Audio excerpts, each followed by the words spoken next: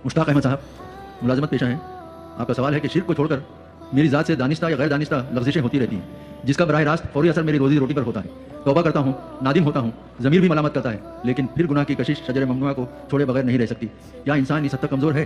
तदारुक क्या करना चाहिए? तदारुक क्या होगा? देखिए, तदारुक तो ये है कि अपने ईमान को और गहरा कीजिए और गहरा कीजिए और गहरा कीजिए, जिसका बंबा और सरचश्मा कुरान है। कुरान पढ़ें और कुरान को अव्वल तो कोशिश करें, अगर आपकी उम्र अभी ऐसी है कि आप सीख सकते हैं तो अरबी ज़बान सीखें और कुरान को अपनी आंख से पढ़ें, तर्जुमे से नहीं। तर्जुमा सेकंड हैंड नॉलेज है। तर्जुमा जब आप पढ़ रहे होते हैं तो मुतरजिम की आंख से कुरान पढ़ रहे होते हैं, अपनी आंख से नहीं।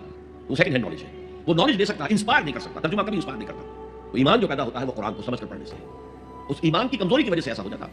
अच्छा, ये भी है कि बास तबाए, जैसे कोई जिस्मानी तौर पर बहुत कवि है, बास जो कमजोर है, पैदा ही लागी होते हैं, अपने सारी उम्र लागी रहते हैं।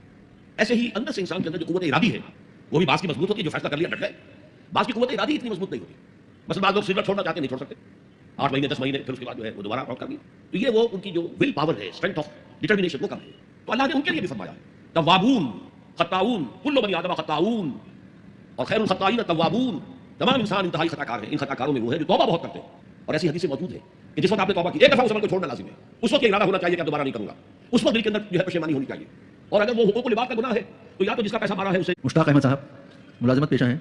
आपका सवाल है कि शिर्क को छोड़कर मेरी ज़ात से दानिस्ता या गैर दानिस्ता लफ्ज़िशें होती रहती हैं, जिसका बराह रास्त फौरी असर मेरी रोज़ी रोटी पर होता है।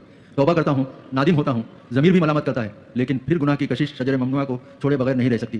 क्या इंसान इस हद तक कमज़ोर है? तदारुक क्या करना चाहिए? तदारुक क्या होगा? देखिए, तदारुक तो ये है कि अपने ईमान को और गहरा कीजिए और गहरा कीजिए और गहरा कीजिए, जिसका बंबा और सरचश्मा कुरान है। कुरान पढ़ें और कुरान को अव्वल तो कोशिश करें, अगर आपकी उम्र अभी ऐसी है कि आप सीख सकते हैं तो अरबी ज़बान सीखें और कुरान को अपनी आंख से पढ़ें, तर्जुमे से नहीं। तर्जुमा सेकंड हैंड नॉलेज है। तर्जुमा जब आप पढ़ रहे होते हैं तो मुतरजिम की आंख से कुरान पढ़ रहे होते हैं, अपनी आंख से नहीं।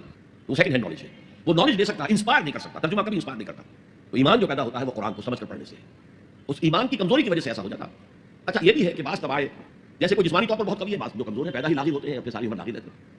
ऐसे ही अंदर से इंसान के अंदर जो कुव्वत इरादी है वो भी बास की मजबूत होती है, जो फैसला कर लिया डट गए। बास की कुव्वत इरादी इतनी मजबूत नहीं होती। मसलन बाज़ लोग सिगरेट छोड़ना चाहते नहीं छोड़ सकते, 8 महीने 10 महीने, फिर उसके बाद जो है वो दोबारा कर दी। तो ये वो उनकी जो विल पावर है, स्ट्रेंथ ऑफ डिटर्मिनेशन, वो कम है।